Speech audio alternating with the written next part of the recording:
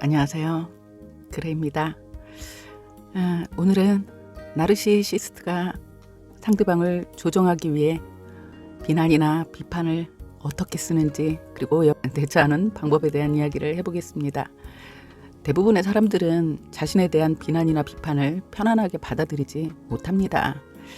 비난은 공격적이고 파괴적이면서 상대나 상황에 따라서 상대방을 조정하기 위해 시도되기 때문이거든요. 특히나 나르시시스트는 자신의 우월감을 느끼고 싶지만 스스로 자기 자신에 대한 믿음이 없기 때문에 자기 안에 가득한 열등하고 부정적인 마음을 상대방에게로 돌려서 감정적으로 흥분 상태에 놓이도록 의도합니다.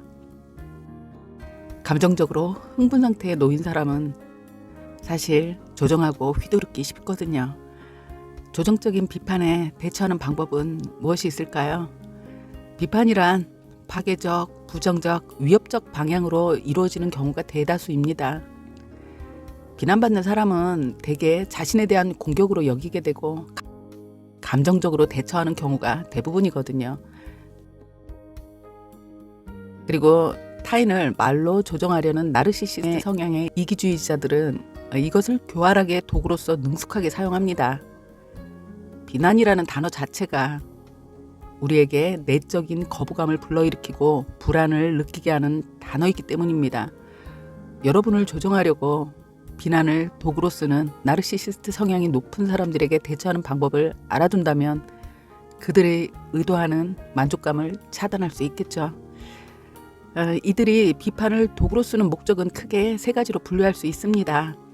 여러분을 깎아내리고 폄하해서 기죽게 만들고, 그리고 여러분으로 하여금 이렇게 부족한 나는 버려질지도 모른다는 두려움, 걱정을 무의식에 저금하도록 만듭니다.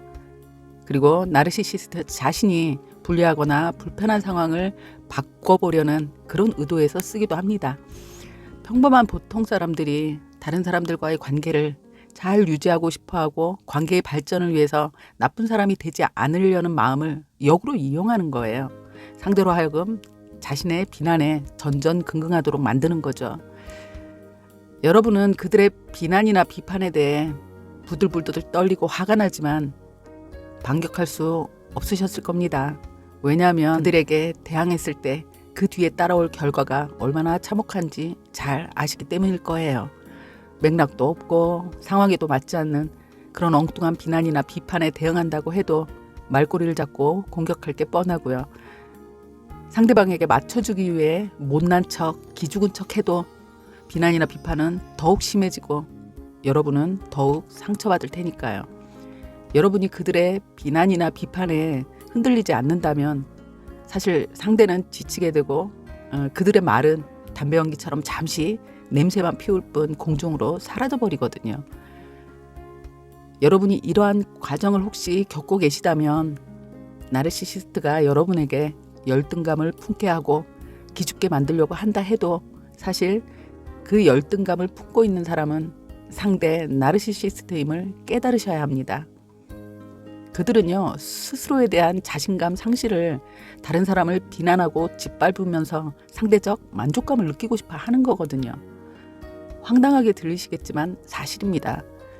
자신의 우월감을 느끼고 싶지만 스스로 자기 자신에 대한 믿음이 없는 이들은요, 자기 안에 가득한 이 부정적 마음을 상대방에게 돌려서 상대방의 기분을 상하게 하고 부정적 감정에 빠지게 만듭니다.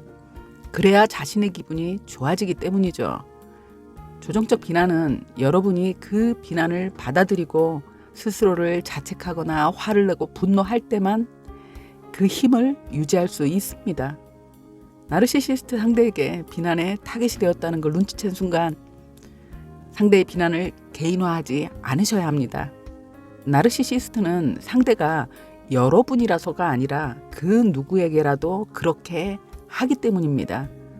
여러분을 조정하고 통제하기 위한 도구인 비난도 처음에는 가벼운 말장난처럼 시도될 거예요. 그리고 피해자 입장에서는 심각하지 않거나 그냥 농담쯤으로 여기게 되는 경우가 허다합니다.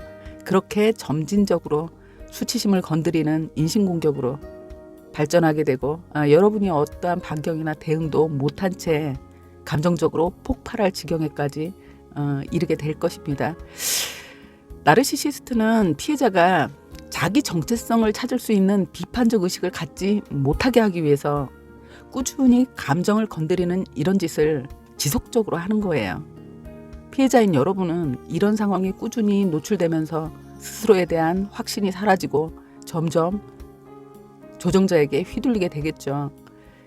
피해자인 여러분과 권력을 휘두르고 있는 나르시시스트인 그들 중 누가 더 불안정한 사람이라고 생각하세요? 개인을 불안정하게 만들기 위해서는요, 직접적 갈등을 빚거나 폭력을 사용할 필요가 없습니다. 대화 중 반어법을 쓰거나 조롱, 암시를 사용해서 대화 내용의 극히 일부이지만 그 몇 마디 단어가 피해자를 만듭니다. 소리는 나지 않지만요, 공격을 받은 사람은 무너지기 마련이거든요. 이건 정신적 괴롭힘을 의미합니다. 피해자가 변명할 기회를 주지 않고 무시하거나 확인되지도 않은 사실을 가지고 비난하거나 상대를 거만하게 쳐다보면서 고개를 젓고 한숨을 푹 쉬는 행동만으로도 피해자는 상처를 받게 되거든요. 이런 비난을 도구로 한 조정은 단순히 단어 하나, 작은 행동 하나일 수 있지만요, 거기에 반응하는 피해자로부터 조정이 시작된다는 걸 아셔야 합니다. 결론은요, 반응하지 않으면 조정할 수가 없게 되는 거거든요. 모르면 당하지만 알면 피해갈 수 있습니다. 여러분의 마음을 좀 더 단단하게 지키는 비난 대처법. 나르시시스트가요, 왜곡하기, 비교하기, 망신주기, 깎아내리기, 말꼬리 잡기, 이런 언어적 폭력을 시작하려고 할 때요, 첫 번째로 머리에는 메모지를 떠올리세요. 그리고 양쪽 주먹을 살짝 쥐시기 바랍니다. 그리고 상대의 눈을 바라보지 마시고 코끝을 바라보면서 약간은 멍한 표정으로, 두 번째, 상대의 폭언 중 왜곡, 비교, 인신공격 등 정서를 자극하는 비난 공격은 왼쪽 손가락을 하나씩 펴시는 거예요. 그러면서 세워보세요. 그리고 팩트를 제시하는 비판은 오른쪽 손가락을 하나씩 펴시는 겁니다. 물론 나르시시스트 성향의 상대라면 논리적 비판이 아닌 정서적 비난일 확률이 높겠죠. 그리고 세 번째는요, 상황이 종료된 이후 왼손에 체크했던 것들은 그냥 쓰레기입니다. 그러니 버려버리시면 돼요. 그리고 오른손에 체크한 것이 있다면 객관적으로 상황을 살펴보시는 겁니다. 사람은 누구나 실수를 하고요. 특히나 나르시시스트 성향의 상대에게 감정적으로 후달리면서 살다 보면요, 생각지도 못한 실수 할 수 있습니다. 그리고 그건 잘못이 아니라 실수일 뿐이에요. 실수는 바로 잡으면 되는 것입니다.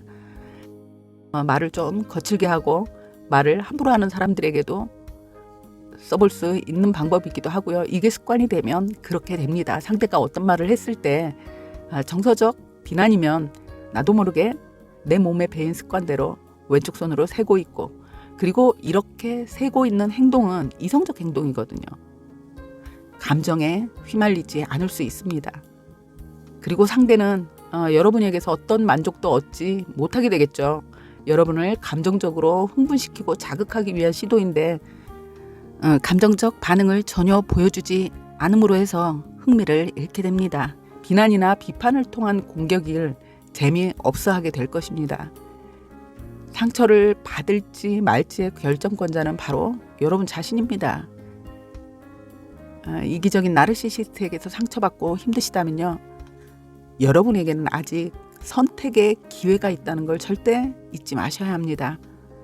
신체적 장애인은 주변에서 재활을 도울 수 있지만요, 정신적 장애는 주변이 그 장애에 익숙해져야만 함께 살아갈 수 있습니다. 그러나 그 장애를 유지하는 에너지가 착취를 통한 여러분의 눈물과 피와 땀이라면요, 어떻게 해야 할까요? 선택은 여러분의 자유입니다. 머리로만 알고 계셔서는 쓰레기 지식일 뿐이거든요. 실천하고 행동해서 여러분 삶의 지혜로 만드셔야 합니다. 우리 이유 없이 기죽고 살지 말아요. 감사합니다. 구독, 좋아요 항상 부탁드리죠. 감사합니다. 구독, 좋아요, 알림 설정.